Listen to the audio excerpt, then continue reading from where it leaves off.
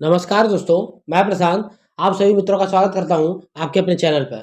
तो आज की हमारी क्लास है यूपी ट्रिपल एस सी का जो जीएस का पोर्शन है उसके हम प्रीवियस ईयर क्वेश्चन कर रहे हैं जो कि यूथ कंपटीशन के बुक से हम सॉल्व कर रहे हैं। ठीक है, इसकी पिछली 3 क्लास हो चुकी है जिसमें हमने 15-15 क्वेश्चन किया हुआ है और हम हर प्रत्येक क्लास में 15 क्वेश्चन कर रहे हैं विद एक्सप्लेनेशन के साथ। ठीक है, इसकी टाइम ड्यूरेशन लगभग 10 से 15 मिनट का हम रखने की कोशिश करते हैं क्योंकि ज़्यादा लेंदी वीडियो बनाने का कोई मतलब नहीं है कि आप लोग को देखने में सुविधा रहे। ठीक है, तो आप लोग अच्छे से देख सकें। ठीक है, तो वीडियो को शुरू करने से पहले सभी मित्रों से अनुरोध है कि आप ज़्यादा चैनल को सब्सक्राइब करें, ज़्यादा वीडियो को शेयर करें, ज़्यादा लाइक करें। अगर आप पुरानी वीडियो नहीं देखे हैं तो आप हमारे चैनल पर उसका प्लेलिस्ट बना हुआ है, प्लेलिस्ट से जाकर पुरानी वीडियोज़ को देख सकते हैं। आप अगर हमारे टेलीग्राम चैनल और व्हाट्सएप चैनल से नहीं ज्वाइन हुए हैं तो आप डिस्क्रिप्शन बॉक्स में हमारा टेलीग्राम चैनल और व्हाट्सएप चैनल का लिंक दिया हुआ है, वहाँ से हमारे व्हाट्सएप चैनल और टेलीग्राम चैनल में ज्वाइन हो सकते हैं। अगर कोई मित्र यहाँ पे बीपीओ की तैयारी कर रहा हो या जूनियर असिस्टेंट 5512 की तैयारी कर रहा हो तो आप हमारे पेड ग्रुप से जुड़ सकते हैं, जिसमें हम जूनियर असिस्टेंट का तीनों पंचायती राज और यूपीजी के और कंप्यूटर तीनों के हम नोट्स दे चुके हैं और टेस्ट भी हमने 15 दे दिया है। ठीक है, तो हम तीनों नोट, जहाँ तक बात है कि जूनियर असिस्टेंट के बैच में हम यूपीजी के कंप्यूटर और हिंदी दे रहे हैं। जीएस और रीजनिंग हम नहीं करा रहे हैं। जीएस को आप यहाँ से कर सकते हैं जिसमें हम प्रीवियस ईयर करा रहे हैं, फिर बाद में हम और कुछ भी जब पेपर नजदीक आएगा तो और कुछ करने का कोशिश करेंगे और कोशिश करेंगे कि पेपर नजदीक हो तो हम अपना नोट्स भी डालने की कोशिश करें। ठीक है, तो ये हमारे बैच का फीचर है। बाकी का आपको ज्वाइन होना है तो आप सारा डिटेल हमको हमारे टेलीग्राम चैनल पर मिल जाएगा हमारे बैच के बारे में। बहुत ही नॉमिनल फीस पे है, उसी के अंदर टेस्ट भी इंक्लूड है। आपको टेस्ट यूथ के हो चाहे घटना चक्र के हो चाहे ये सब आपको सारे उसी में मिल जाएंगे। ठीक है, सारे पीडीएफ वहीं पर मिल जाएंगे। आपको ज्वाइन करना हो तो आप हम टेलीग्राम चैनल पे आपको सारा डिटेल मिल जाएगा। अगर वहाँ नहीं ज्वाइन हो पा रहा है तो आप कमेंट बॉक्स में कमेंट कर दीजिए, आपको बता दिया जाएगा कि आप कहाँ से ज्वाइन करें उसको। तो हम शुरू करने वाले हैं आज की अपने जीएस की क्लास को, जिसमें हम प्रीवियस ईयर क्वेश्चंस कर रहे हैं जो कि यूपी ट्रिपल एस सी का 2015 से लेकर अभी तक के क्वेश्चंस जो आए हुए हैं प्रीवियस ईयर में सारे क्वेश्चन हम कर रहे हैं। 45 क्वेश्चन तक हम कर चुके हैं। आज हम 45 क्वेश्चन से आगे हम बढ़ेंगे और आज के हम 15 क्वेश्चन करेंगे। ठीक है, तो क्वेश्चन नंबर 46 से हम आगे बढ़ने वाले हैं। डेली हमारी क्लास आती है 1 PM पे, 1 PM पे डेली। कभी कभी 12 और 12 PM पे भी आ जाएगी, कभी कभी 1 PM पे। तो मान लीजिए कि 12 PM पे या 1 PM पे डेली आपकी क्लास आएगी, तो आप वहां से डेली देख सकते हैं। ठीक है, तो चलिए शुरू करते हैं हम आज की क्लास को। आज का पहला क्वेश्चन है और 46 नंबर क्वेश्चन है। फिरोज शाह कोटला 1854 में सुल्तान फिरोज शाह तुगलक ने बनवाया था, वह किला किस नदी के तट पर बना हुआ है? तो आपको पता ही है कि किस पे बना हुआ है, यमुना नदी के तट पर बना हुआ है। ठीक है, अब इसका एक्सप्लेनेशन देख लेते हैं। फिरोज शाह कोटला का निर्माण 1854 में हुआ, सुल्तान फिरोज शाह तुगलक द्वारा यमुना नदी के तट पर हुआ। फिरोज शाह तुगलक दिल्ली सल्तनत में तुगलक वंश का शासक था। फिरोज शाह तुगलक का शासनकाल के दौरान 300 नए शहरों का निर्माण किया गया। तो सबको आपको याद करना है कि 300 नए शहरों का स्थापना फिरोज शाह तुगलक के समय में किया गया। क्वेश्चन नंबर 47, अकबरनामा का डैश खंड अकबर के प्रशासन, घर, सेना, राजस्व और उसके साम्राज्य के भूगोल से संबंधित है, जिसे आईन अकबरी नाम से जाना जाता है। तो कौन सा? तीसरा चरण, तीसरे में आपका आईन अकबरी है अकबरनामा में। ठीक है, अब इसका एक्सप्लेनेशन देख लेते हैं। अकबरनामा का तीसरा खंड अकबर के प्रशासन, घर, सेना, राजस्व उसके साम्राज्य के भूगोल के संबंधित है, जिसे आईन अकबरी के नाम से जाना जाता है। अबुल फजल ने, अब देखिए अबुल फजल ने इसको लिखा है अकबरनामा ग्रंथ को। यह भारत में रहने वाले लोगों की परंपराओं, संस्कृति के बारे में समृद्ध विवरण भी प्रस्तुत करता है। ठीक है, अब क्वेश्चन नंबर 48 देखते हैं। देखिए वीडियो में क्वेश्चन आया हुआ है, वीडियो का पेपर दिए थे, मेरे शिफ्ट में क्वेश्चन आया हुआ था 26 का सेकंड में। ठीक है, तो भारत 26 के सेकंड में क्वेश्चन आया था ये। भारत के बीओसी बेरिनिगडे उस्तिनिडिसे कंपनीज या का गठन निम्नलिखित में से किसके द्वारा किया गया? तो आपको पता होगा कि डच की कंपनी है, डच कंपनी का नाम ये था। ठीक है, डच भाषा में है। ठीक, भारत में बीओसी का गठन 1602 में हुआ। कब हुआ? 1602 में हुआ। डचों द्वारा किया गया 1605 में। डचों ने आंध्र प्रदेश के मुसलीपट्टनम में 1605 में डचों ने आंध्र प्रदेश के मुसलीपट्टनम में अपना पहला फैक्ट्री स्थापित किया। तो पूछ सकता है ना कि डचों ने पहली फैक्ट्री कहाँ स्थापित की? आंध्र प्रदेश के मुसलीपट्टनम में। और वहां पे क्या किया उन्होंने? कपास, अफीम, नील, रेशम और चावल प्रमुख भारतीय वस्तुओं में स्थित व्यापारों डचों द्वारा किया जाता था। ठीक है, क्वेश्चन नंबर 49 देखते हैं। क्वेश्चन नंबर 49 आपके स्क्रीन पे है। पुर्तगालियों द्वारा निर्मित बंदेल चर्च भारत के निम्नलिखित में से किस राज्य और केंद्र शासित प्रदेश में स्थित है? तो बंदेल चर्च आपका पश्चिम बंगाल में स्थित है। देखिए ये मेरे शिफ्ट में आया था क्वेश्चन पीईटी 2023 में। इसमें हमने इसमें लगा दिया था, हमारा गलत हो गया था। तो ये बंदेल चर्च कहाँ पे है? पश्चिम बंगाल में स्थित। पुर्तगालियों द्वारा निर्मित बंदेल चर्च भारत के पश्चिम बंगाल के हुगली जिले में है। किस जिले में है? पश्चिम बंगाल के हुगली जिले में स्थित है। हुगली जिले में इसकी स्थापना 1599 में की गई थी। 1599 की थी। यह भारत का सबसे पुराना चर्च में से एक है। इस चर्च को basilica of the Holi rosary के नाम से भी जाना जाता है। तो इसका नाम भी आप लोग याद करेंगे। इसका अन्य नाम क्या है? Basilica of the Holi rosary के नाम से भी इस चर्च को जाना जाता है। सबसे इंपॉर्टेंट तो है कि बंदेल चर्च कहाँ? वेस्ट बंगाल में। किस जिले में? हुगली जिले में। 1599 में बना। इसका अन्य नाम क्या है? Basilica of the Holi rosary इसका अन्य नाम है। ठीक है। क्वेश्चन नंबर 50 देखते हैं। चित्तरंजन दास और मोतीलाल नेहरू ने परिषद राजनीति में वापसी पर बहस करने के लिए कांग्रेस के भीतर निम्नलिखित में से किस राजनीतिक दल का गठन किया? तो आपको पता होगा स्वराज पार्टी का गठन इन दोनों लोगों ने मिलकर किया था। ठीक है।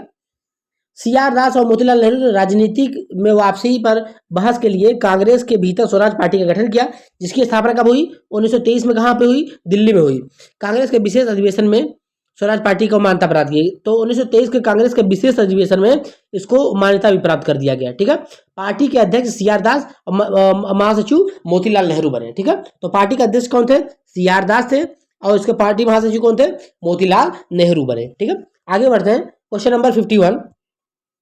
क्वेश्चन नंबर 51 आपके स्क्रीन पर। निम्नलिखित की मृत्यु के बाद मराठा राज्य में प्रभावी शक्ति डैश के एक परिवार द्वारा संभाली गई थी, जिसने पेशवा के रूप में शिवाजी के उत्तराधिकारी की सेवा की थी। किसने? तो चित्पावन कुल के ब्राह्मणों द्वारा। ठीक है। आपको पता होगा कि पेशवा द्वारा संभाला गया। देखिए, शिवाजी की मृत्यु के बाद अधिकतर साम्राज्य को मतलब कि पेशवा द्वारा संभाला गया। और पेशवा किससे संबंधित है? पेशवा ब्राह्मण थे। वो भी कौन से? चित्पावन कुल के ब्राह्मण थे। आगे बढ़ लेते हैं। एक सा एक्सप्लेनेशन देख लेते हैं। मराठा साम्राज्य के संस्थापक शिवाजी की मृत्यु के बाद मराठा राज्य प्रभावी शक्तियां पेशवाओं के हाथ में चली गई, जो कि चित्पावन ब्राह्मण थे। मराठा साम्राज्य के प्रथम पेशवा बालाजी विश्वनाथ थे। उन्हीं के शासन काल में पद वंशानुगत हो गया। तो पेशवा बालाजी विश्वनाथ ने पद को वंशानुगत कर दिया कि पेशवा वंशानुगत ही बनेंगे। ठीक है। और एक ही परिवार के हाथों में सत्ता रहेगी। ठीक है। तो मेनली 3 पेशवा हुए, विश्वनाथ, बाजीराव प्रथम और बालाजी विश्वनाथ। ठीक है। बाकी का और सारे पेशवा 7-8 पेशवा हुए हैं, लेकिन मेनली ये तीनों पेशवा हुए हैं जिनको आप लोगों को याद करना होता है। ठीक है। आगे बढ़ते हैं। 52 नंबर क्वेश्चन। निम्नलिखित मराठा प्रमुखों का उनके क्षेत्रों के संबंध में मिलान कीजिए। सिंधिया कहाँ के हैं? तो सिंधिया पता है आपको कहाँ के हैं। अब इसको आपको मिलान करना है। यहाँ पे और कुछ दिया हुआ क्या? नहीं, ठीक है। आपको इसको मिलान करना है। देखिए, होलकर कहाँ के हैं? होलकर इंदौर के हैं। होलकर इंदौर के। गायकवाड़ बड़ोदरा के। भोसले कहाँ के हैं? भोसले नागपुर के। और सिंधिया उज्जैन के। ठीक है। उज्जैन या ग्वालियर के। ठीक है। तो आगे देख लेते हैं इसका आंसर क्या है। देखिए, यहाँ पे दिया हुआ है। इसका आपका डी नंबर ऑप्शन सही होगा। डी नंबर ऑप्शन इसका सही होगा। और इसमें देख लीजिए दिया हुआ, सिंधिया उज्जैन के, होलकर इंदौर के, गायकवाड़ बड़ोदरा के, भोसले नागपुर के। और आपको ऐसे याद करना, पुणे के पेशवा और थार के पवार। ठीक है। तो 6 वंशों में मराठा साम्राज्य का सिंधिया, होलकर, गायकवाड़, भोसले, पेशवा और पवार। ठीक है। तो थार के पवार, भोसले नागपुर के, गायकवाड़ बड़ोदरा के, होलकर इंदौर के, सिंधिया उज्जैन और ग्वालियर के, और पेशवा पुणे के। ठीक है। पुणे और सतारा के। ठीक है। तो ये रहा मतलब कि मराठा साम्राज्य मतलब कि टूट के अलग अलग राज्यों में, छोटे छोटे राज्यों में हो गया। ठीक है। शिवाजी की मृत्यु के बाद मराठा राज्य में प्रभावी शक्ति चित्पावन ब्राह्मण के एक परिवार के पास थी, जिन्हें शिवाजी के उत्तराधिकारी को पेशवा या प्रधानमंत्री के रूप में सेवा दी थी। कौन सा शहर मराठा साम्राज्य की राजधानी बन गई? तो आपको पता होगा कि पुणे पेशवा के समय में पुणे राजधानी बन गई थी सतारा से। ठीक है। तो 1713 में साहू जी ने बालाजी विश्वनाथ को अपना पेशवा घोषित किया। 1713 में देखिए, बालाजी विश्वनाथ प्रथम पेशवा बने। इन्होंने मराठा साम्राज्य का पेशवा युग के प्रारंभ कर दिया। इस दौरान उन्होंने पुणे को मराठा साम्राज्य की राजधानी बनाई। तो ठीक है, सतारा से राजधानी क्या बन गई? पुणे राजधानी बन गई सतारा से। अब देखिए, पेशवा की देखिए, जो छत्रपति थे, छत्रपति की राजधानी तो सतारा थी, लेकिन पेशवा जब राज में आए तो उन्होंने राजधानी अपना पुणे बना लिया। ठीक है, पुणे को। आगे बढ़ते हैं। श्रीरंगपट्टनम की संधि हैदराबाद के निजाम टीपू सुल्तान और निम्नलिखित में से किस ब्रिटिश गवर्नर जनरल के बीच में हस्ताक्षर हुई? तो श्रीरंगपट्टनम की संधि आपके कॉर्नवालिस और हैदराबाद के निजाम के बीच में हुआ। ठीक है। हैदराबाद के निजाम और कॉर्नवालिस के बीच में हुआ था। ठीक है। श्रीरंगपट्टनम की संधि टीपू सुल्तान तथा अंग्रेजों के मध्य 1792 में हुई। 1792 में श्रीरंगपट्टनम की संधि हुई, जो कि टीपू सुल्तान ने अपने 2 पुत्रों को बंधक के रूप में अंग्रेजों को सौंप दिया और 3 करोड़ रुपये युद्ध हर जाने के रूप में दिए। जो तीन मित्रों अंग्रेजों, निजाम और मराठा में बराबर बट गया। ठीक है, तो अंग्रेज, निजाम और मराठा एक साथ लड़ रहे थे उसके साथ, मतलब कि टीपू सुल्तान के खिलाफ। ठीक है, तीनों में बट गया। इसके हस्ताक्षरकर्ता ब्रिटिश ईस्ट इंडिया कंपनी की ओर से लॉर्ड कॉर्नवालिस, मैसूर के शासक टीपू सुल्तान ने किया। यह तृतीय आंग्ल मैसूर युद्ध का पश्चात हुआ। ठीक है, आपको पता होगा कि 4 आंग्ल मैसूर युद्ध हुआ था। पहले आंग्ल मैसूर जब युद्ध हुआ तो उसमें क्या हुआ, उसमें आपका पहला आंग्ल मैसूर युद्ध हुआ, तो तृतीय आंग्ल मैसूर में श्रीरंगपट्टनम की संधि हुई थी, दूसरे वाले में मैंगलोर की संधि, और पहले वाले में क्या हुई थी, पहले वाले में आपकी मद्रास की संधि हुई थी। ठीक है, तो 3 संधियां हुई हैं और इसके बाद अंत में 1799 में टीपू सुल्तान की मौत ही हो जाती है। तो वैसे ही खत्म हो जाता है, सहायक संधि हो जाती है वाडियार वंश के साथ और अंग्रेजों में विलय हो जाता है मैसूर साम्राज्य का। ठीक है, आगे बढ़ते हैं। 55 नंबर क्वेश्चन, निम्नलिखित में से किस स्थान पर 1818 में फोर्ट ग्लोस्टर में हेनरी गॉबर द्वारा पहली भारतीय सूती मिल की स्थापना की गई? तो कहाँ की गई? कलकत्ता में पहली भारतीय सूती मिल की स्थापना की गई। ठीक है, तो 1818 में फोर्ट ग्लॉस्टर में हेनरी गॉबर द्वारा पहली भारतीय सूती मिल की स्थापना कलकत्ता में की गई, किंतु भारत का पहला आधुनिक सूती कपड़ा मिल की स्थापना 1854 में कावासजी नानाभाई डाबर द्वारा की गई। ठीक है, तो पहला आधुनिक सूती वस्त्र मिल की स्थापना 1854 में कावासजी नानाभाई डाबर द्वारा की गई थी। ठीक है, पहली आधुनिक मिल, और पहली मिल 1818 में फोर्ट ग्लास्टर द्वारा कहाँ पे की गई थी? कलकत्ता में की गई थी। ठीक है, क्वेश्चन नंबर 56 देखते हैं। 1920 में उत्तर प्रदेश के प्रतापगढ़ जिले में पहला किसान मार्च किसके द्वारा आयोजित किया गया? तो जवाहरलाल नेहरू द्वारा प्रतापगढ़ में पहला किसान मार्च आयोजित किया गया। 1920 में उत्तर प्रदेश के प्रतापगढ़ में पहला किसान मार्च जवाहरलाल नेहरू द्वारा आयोजित किया गया। पैट 2023 में पूछा हुआ था। पैट 2023 जून स्टैंड 1262 और वीडियो का पेपर बहुत अच्छा था, उसके कोई भी क्वेश्चन जीएस के बहुत अच्छे लेवल के थे। ठीक है, क्वेश्चन नंबर 57, मानवीय राहत और रासायनिक कार्य करने के लिए 1896 में रामकृष्ण मिशन की स्थापना किसने की? तो आपको पता होगा रामकृष्ण मिशन की स्थापना स्वामी विवेकानंद जी ने की थी। ठीक है, आगे बढ़ते। स्वामी विवेकानंद का जन्म 1863 में हुआ था। कहाँ हुआ था? कलकत्ता में। कलकत्ता के कायस्थ परिवार में हुआ था। उनके बचपन का नाम नरेंद्र दत्त था। रामकृष्ण की स्थापना स्वामी विवेकानंद ने 1897 में की थी। उनके गुरु रामकृष्ण परमहंस थे। स्वामी विवेकानंद का भारतीयों के लिए संदेश था, उठो जागो तब तक, देखिए, उठो जागो तब तक प्रयास करो जब तक लक्ष्य की प्राप्त ना कर सको। स्वामी विवेकानंद ने कहा। देखिए कितनी अच्छी बात कही है। ठीक है, आगे बढ़ते हैं। क्वेश्चन नंबर 58, भारतीय राष्ट्रीय कांग्रेस और अखिल भारतीय मुस्लिम लीग के ने प्रसिद्ध डैश के माध्यम से अंग्रेजों के खिलाफ भारत के संघर्ष के लिए एक साथ होने का फैसला किया। तो किसके माध्यम से? पूना पैक्ट 1916 के माध्यम से मुस्लिम लीग और गरम दल, नरम दल एक हो गए। ठीक है, कांग्रेस के साथ। तो भारतीय राष्ट्रीय कांग्रेस और अखिल भारतीय मुस्लिम लीग प्रसिद्ध लखनऊ पैक्ट 1916 के माध्यम से अंग्रेजों के खिलाफ संघर्ष करने के लिए एक साथ आए। इस कार्य में प्रयास करने के लिए सरोजिनी नायडू, देखिए इस कार्य के लिए प्रयास के लिए किसने प्रयास किया? सरोजिनी नायडू ने। मोहम्मद अली जिन्ना ने हिंदू मुस्लिम एकता के राजदूत की उपाधि दी गई। ठीक है, सरोजिनी नायडू और मोहम्मद अली जिन्ना को हिंदी मुस्लिम एकता के राजदूत की उपाधि दी गई। ठीक है, इन दोनों के प्रयासों से ये काम हो पाया। क्वेश्चन नंबर 59, बंगाल के विभाजन से ने पूरे भारत में लोगों को क्रोधित कर दिया और डेल्टा आंध्र प्रदेश में स्वदेशी आंदोलन हुआ। इसे निम्नलिखित में से किस नाम से जाना जाता है? तो किसके नाम से जाता है? वंदे मातरम आंदोलन के नाम से जाता है। देखिए स्वदेशी आंदोलन तो बहुत जगह चला, लेकिन अलग अलग नाम से। देखिए जैसे आंध्र प्रदेश के इलाकों में इसका नाम क्या था? वंदे मातरम आंदोलन था। ठीक है, आगे बढ़ते हैं। वंदे मातरम आंदोलन कब चला? 1905 में। बंगाल विभाजन के विरोध में कहाँ चला? आंध्र प्रदेश में चला।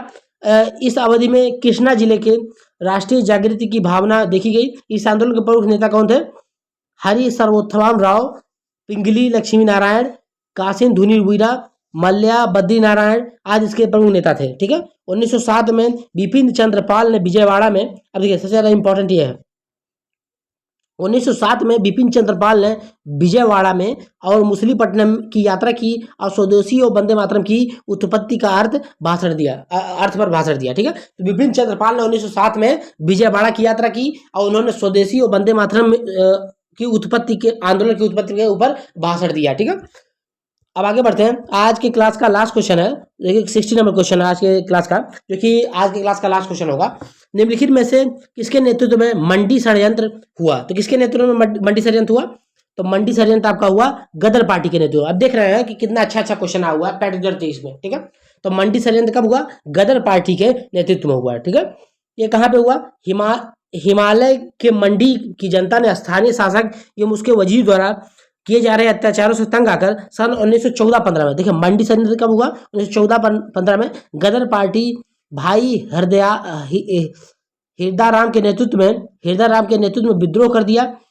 इसे गदर की गूंज, गदर संदेश या ऐलान जंग के नाम से जाना जाता है। इसमें मियाँ जवाहर सिंह और खरसेड़ की रानी ने क्रांतिकारी की अधिक आर्थिक सहायता भी की। तो मियाँ जवाहर सिंह और सरखेड़ की रानी ने भी इसमें आर्थिक सहायता की थी, ठीक है। तो मंडी षड्यंत्र किसके द्वारा किया गया? गदर पार्टी द्वारा किया गया, ठीक है, ठीक है। तो ये रहा आपका आज का लास्ट क्वेश्चन। तो आपको ये क्लास कैसी लगी? आप कमेंट कर में बताएंगे कि कैसी लगी, इसमें और क्या सुधार किया जा सकता है, ठीक है। हम डेली 15 क्वेश्चन करेंगे, जो कि प्रीवियस ईयर है 2015 से लेकर अभी तक जितने भी क्वेश्चन आए हुए हैं यूपी SSC के विभिन्न एग्जाम्स में, ठीक है। तो आप ज़्यादा कमेंट करके बताएंगे और ज़्यादा वीडियो को शेयर करें, ज़्यादा लाइक करेंगे, आप हमारे चैनल को ज़्यादा सब्सक्राइब करेंगे। अगर आप टेलीग्राम चैनल से नहीं जुड़े हैं, व्हाट्सएप चैनल से नहीं जुड़े हैं, तो आप डिस्क्रिप्शन बॉक्स में उसका लिंक दिया हुआ से ज्वाइन हो सकते हैं। आपने पुरानी वीडियो नहीं देखी है हमारे इस क्लास की, तो आप पुरानी वीडियो को प्लेलिस्ट बनी हुई हमारे यूट्यूब चैनल पे, वहाँ से आप जाके देख सकते हैं, ठीक है। अगर कोई मित्र बीपीओ की तैयारी कर रहे हैं या जूनियर असिस्टेंट की तैयारी कर रहे हैं, तो आप हमारे पेड ग्रुप से भी ज्वाइन हो सकते हैं, जो कि बहुत ही नॉमिनल फीस पे है, जिसका सारा डिटेल हमारे टेलीग्राम चैनल और व्हाट्सएप चैनल पर मिल जाएगा। अगर वहाँ से नहीं ज्वाइन हो पा रहे तो कमेंट बॉक्स में कमेंट कर दीजिए, आपको बहुत ही नॉमिनल फीस में सारे नोट्स आपको उस ग्रुप में प्रोवाइड कर दिए जाएंगे, ठीक है। तो मिलते हैं नेक्स्ट क्लास में यूपी SSC के GS के साथ। धन्यवाद।